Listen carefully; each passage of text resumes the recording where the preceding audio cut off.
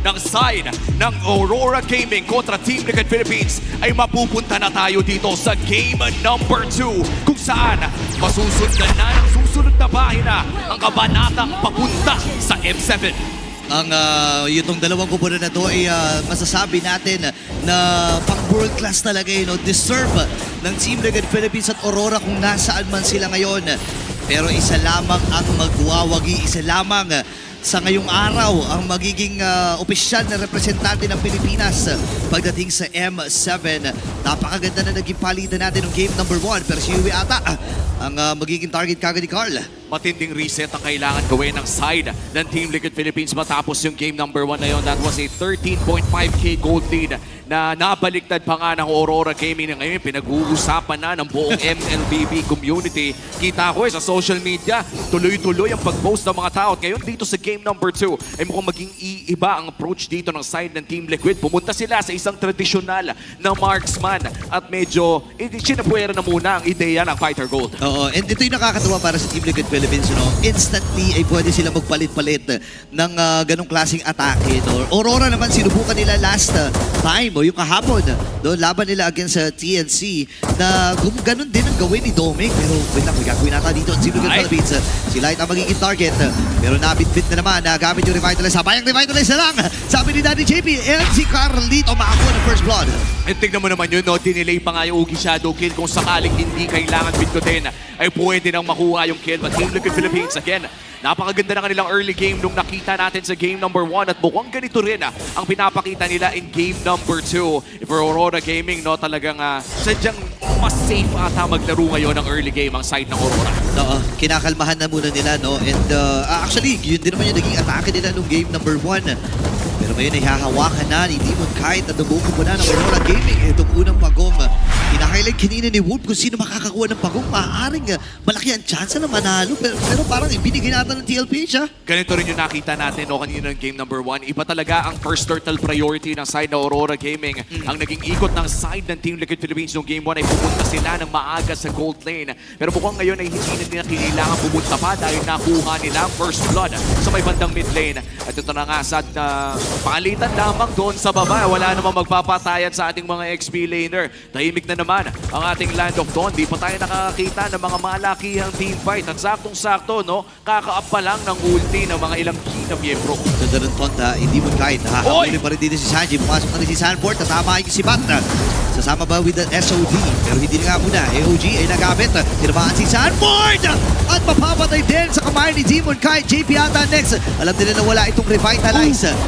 And actually, napindot pa nga niya. Kaya lang, hindi na rin nakatulong. Oo, at hindi na rin nakapunta via the SOD ang isang Moskov na yon. And para sa Aurora Gaming, tuloy ang kanilang pagpasok dito sa jungle ni Carl TZ. Pero mukhang hindi na makukuha ni Carl ang orange buff na yon dahil maaagaw ni Demon Kite. Yun lang ang hirap nito para sa isang Hayabusa. Pero mahirap din ang kalagayan ni Hoeb.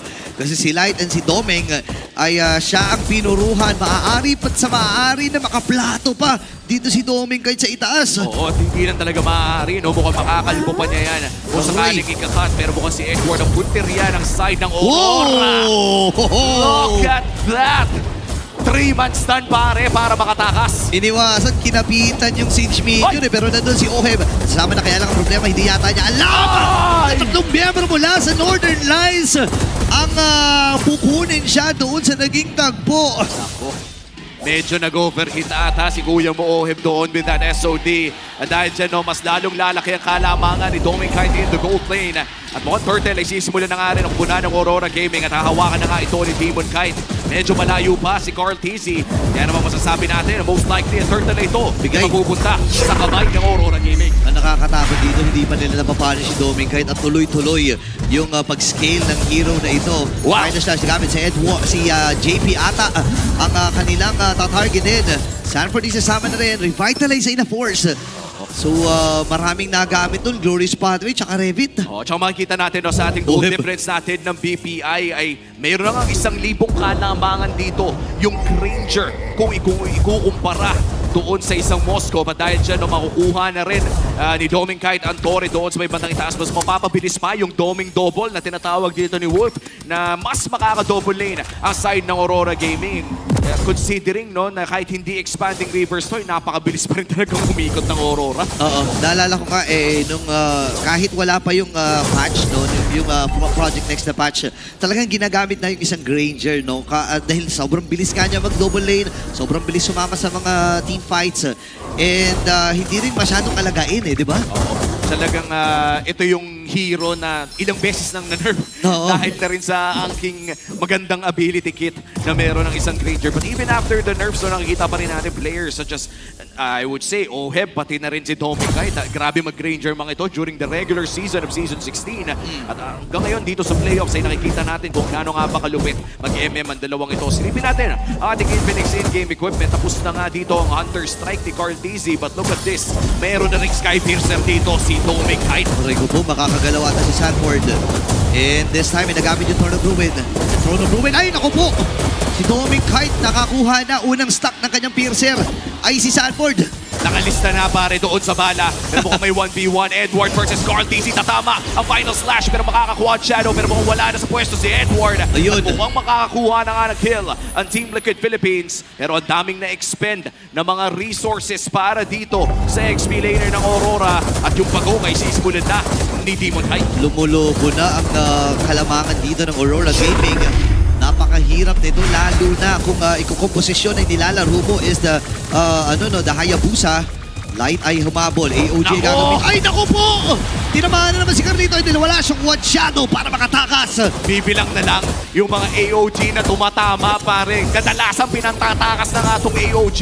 Pero ibahin mo si Light, pangalawang beses na niyang natatamaan ng Team Liquid Philippines. And for Aurora, lumalaki lamang ang kanilang gold lead already. 3,000 gold lead, 7 minutes in. At mukhang mid-lane naman ang kanilang punterya. Grabe, every time na may final slash talaga gagamitin ni Edward Pero nagamit na rin yung Revitalize para dito kay JP. Sanford ay umabante na. Ngayon naman ay si Demon Kite tuloy-tuloy lamang ang pag-agaw ng mga farming kits dito ng TLPA. Shadow Kid na nagamit. Pero si Sanji ang nakakuha.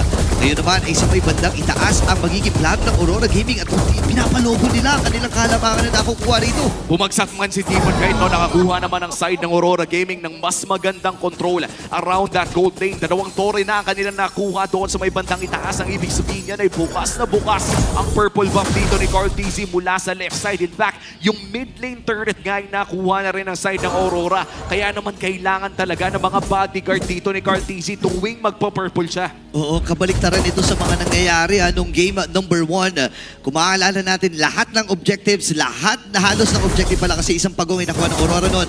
Pero lahat ng mga tore ay napabagsak ng TLPH. Pero may bawi, may comeback na inilatag ang TLPH. Parang sila naman yung nalalagay sa ganitong klaseng sitwasyon kasi naglalaro sila sa isang Hayabusa, naglalaro sila sa isang hero na Moskov na late pa talaga natin i-expect Yan talaga yung balik natin, no? Para sa Granger, ang aga ng power spike niya. Makikita natin sa ating gold lane difference na talagang yumaman na si Doming kahit patungo doon sa around 2,000 plus gold lead against the Moskov here, no? Pero yun nga hinihintay natin kapag pumatak na ng late game, doon na pumapasok yung macro advantage naman na nabibigay ng Spear of Destruction. Pero ang tanong ay, aabot ba ito ng late game? Dahil sinisimulan na ng Aurora Gaming ang Lord na ito, SOD na ipato na rin. Okay, tumama yun knock up. Pero si Edward ata ay nakita yung dalawang membro dito ng TLPH. Ngayon papasok rin. Shadow Kill na bitawan ng mamamatay ata dito si Doming Kite. Si Sanji nakakuha ng kill. Si Doming nakabawi din muna.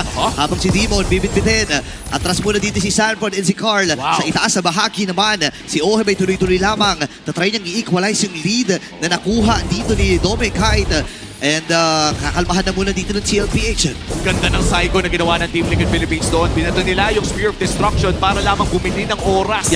Wala talagang balak si Oheb na pumunta sa laban na yon. Pero dahil nga may threat ng SOD, ay nagkaroon ng malaking shift sa mga gustong gawin ng Aurora Gaming around that Lord area.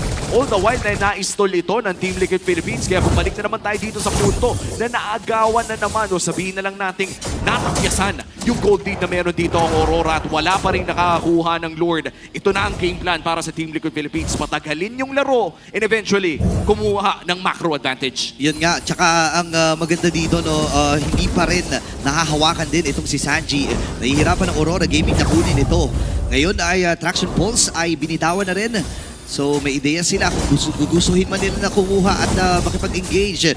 May konti silang kalamangan. Edward yung umabante na naman. Demon Knight, tumama yung ton para dito kay JP. Nakamula sa Lord, nakatulong pa ata. Napitulong si Edward. Pero pasa na babanubuhay dito ni Demon Knight! And Cortese with a kill! Yung Lord ay makukuha din dito ng Batang Gabeng. AOG hindi tumama. And Light ngayon, kalahati yung buhay. At tras muna dito ang buong gubaran ng Team Liquid Philippines. Si Cortese lang ang namatay. At dahil dyan, ay mukhang mapapaliktad pa nga yung 2K gold dito meron dito ang Aurora Gaming. Napakagandang turn mula dito sa Team Liquid Philippines. And for Aurora, kanina pa nila niluluto yun, pre. Kanina pa nila sinasaing yung Lord na yun para sa kanila. Pero Team Liquid Philippines ang kumain. Ang mahirap dun, pre. Sila na nga yung kumain, kinamay pa. Di ba? Yun yung mahirap. Dinaw-daw lang kamay in Team Liquid Philippines ngayon. Masasabi natin na sila ang may kakayahan na umangat. May mga waves pa naman na maaaring i-clear dito on CL. And ang Aurora, masasabi ko na nandun pa rin sila sa sitwasyon na komportable sila. At nasisilip natin sa ating Infinix in-game equipment na si Yue ay patungo na ata. Hindi natin sure kung ito ba ay DHS o kaya DHS. papuntang Wind of Nature. Dahil parehas lang naman itong pwedeng gamitin. Dahil napakasakit na ni Cartesi. 2, 2, and 3. Yes, hindi pinakamagandang KDA na pwede nyo makita. Pero nakita nyo naman kung gano'ng kahapde kahit yung Fredmin ay umaray kanina around that Lord area. And now for Aurora, sapat naman ang kanilang wave clear. Ito rin yung maganda. Similar to what we saw last game, Ayun. ay laging maganda ang wave clear ng mga draft ng Aurora. Oo, yun talaga yung kanilang pinapriority dito, no, para in case man na malugi sila sa early game at hindi pumabor sa kanila, may kakayahan sila na patagalin at i-stall yung laro. Lord ay kukunin na rin at papatayin dito ng Aurora sa top lane. Ngayon ay gitna naman na bahagi ang papuntahan dito ng Aurora Gaming. And ang maganda dito, kahit may Lord na nakuha ang TL, hindi pa rin nila nabasag yung gitna. Equalize na nga ang ating laro. 700 na lamang ang kalamangan ng Aurora Gaming as we enter the 12-minute mark. 70 seconds pa naman bago lumabas ang ating pangalawang Lord ng larong ito. And in terms of map control, ay may kalama. Actually, halos pantay. Pare. Mirror lang kung tutuusin. Yung Torre ay lamang para sa side ng TLPH. Doon sa may bandang ibaba, sa bandang itaas naman para sa Aurora Gaming. Pero dahil dyan, medyo ibig sabihin ay kailangan talagang tignan ng side ng Aurora yung side lanes dahil na rin dito sa threat na binibigay ni Oheb. No, siguro ang isa sa kinalamang dito ng Aurora yung gitna kasi nakatindig pa rin naman yan. So hindi pa rin malaya na mapupuntahan dito ng TLPH yung red or yung orange and yung purple buff. As compared dito sa TLPH na medyo malalim na rin yung pwedeng tawirin ng Aurora. Pero ang maganda kasi dito, eto na, minamakro na. Oheb with that Moskov na kung saan ay hindi naman siya kailangang sumamay. Ang goal lang niya dito, paangatin yung wave, tapos magtago uli sa bush, paangatin yung wave.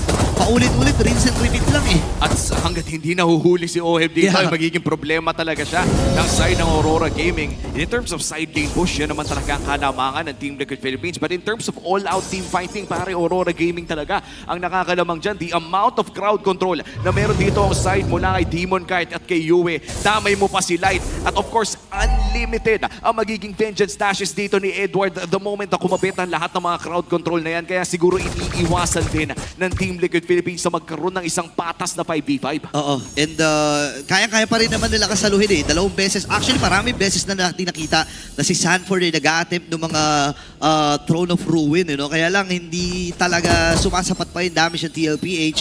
Bukod doon sa final moment na kung saan ay nakakuha sila ng mga kill, nakuha nila yung Lord. At least na-equalize yung laro. Pero ang Aurora ngayon ay hahawak na rito. JP lamang na talaga.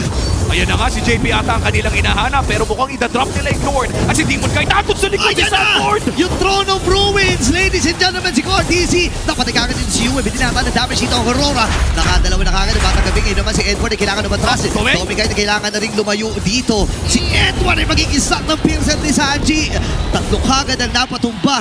Light at Doming na lang ang natitira para dumipensa. Pwede mo na mag-replenish ang boy si Light. Ilalagay mo na si Doming Kite para doon sa damage. Merong siege minion na kukunin kukunin at papatayin dito si Domeng. Pero ang goal ata dito ng TLPH ay samantalahin ang pagkakataon na wala si Yue Edward at si Demon Kite. Mukhang pepersate pa nga nila. Here comes the Barak. Glorious Pathway mula dito kay JP at iaangat pa nga. One inhibitor, turn it down. At tignan mo naman yung bawas dito kay Ohe. Makakapag-win of nature pa naman. At makakatakas pa. Sasaluin ni Sanford ang mga bala. Oh. At makakadepensa sila sa mid lane. Pero habang nangyayari ang lang na yun, ang tunay na magic trick ay nasa likod. Nakakuha ng Lord, si Carl TZ. Oo, wala na ring way din ang Aurora para kumuntes doon dahil nga namatay doon si Demon Kite. Magandang pagkakataon sa Team Liquid Philippines. Buti na lamang ay pagbuhay ng Lord ay kumpleto na rin dito ang Aurora. At sinasabi mo to kanina about doon sa clear wave na meron sila na descended din naman kung iisipin mo. Oo. Pero ang mahihirapan sila dito, yung threat talaga ni Sanford. Nakita na natin, pre. Yung flicker play talaga with the Throne of Ruin. Pero 40 seconds pa naman bago lumabas ng flicker bully Yeah. ng Apex Predator na si Sanford. At yung Lord ay nandoon na nagmamarcha sa may bandang ibaba. Dedepensahan nito ng Aurora Gaming.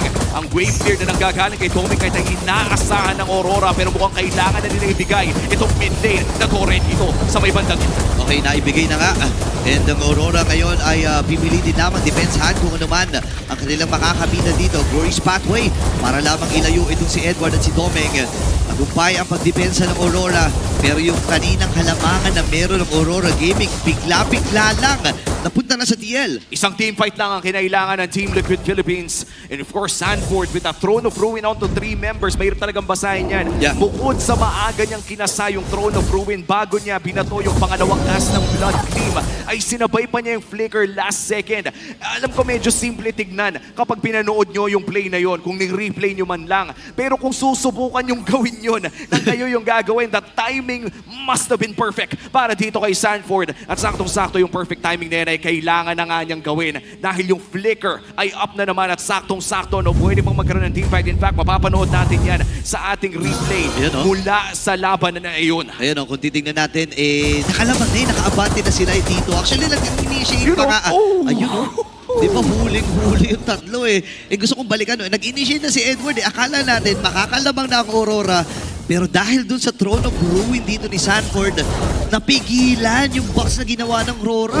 Biruin mo, last second yung flicker na yun. Oo. And ang daming practice siguro, no? Ilang beses mong ibabato sa custom game yan bago mo ma-master. At ngayon, kailangan na ulit dumipensa dito ng side ng Aurora Gaming. Alam mo, just wanna appreciate, napakagaling ng mga XP laners ng laban na ito. Sobra. Game 1, Edward on that lapu-lapu. Now, Sanford on this Alice. 20 seconds bago lumabas ang ating sunod na Lord. Malaki ang pakiramdam ko na baka patagalin nila ng bahagya. Pero tignan mo naman, yung buhat ni Sanji. Pwede yung sandwich play, AOG, nagagamit na dito ni Light. Yun si Edward, pinipilit lamang i-sustain. Di mo niya kailangan ng matras, pero Right! si Cyclonite, hinabol pa siya dito ni Sanji. Medyo napasama pa ata, hindi tumama yung SOD.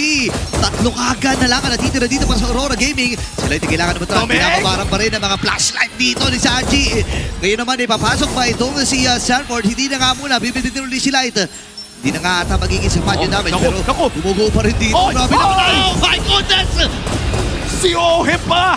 Pumasok na rin! Tommy kay Galati ang buhay si Yue dumedepensa pero mukhang gusto na nga tapusin ang TL ito! Ito na nga ata ang kapalaran ng TLPAs dahil kukunin nila ang game number 2.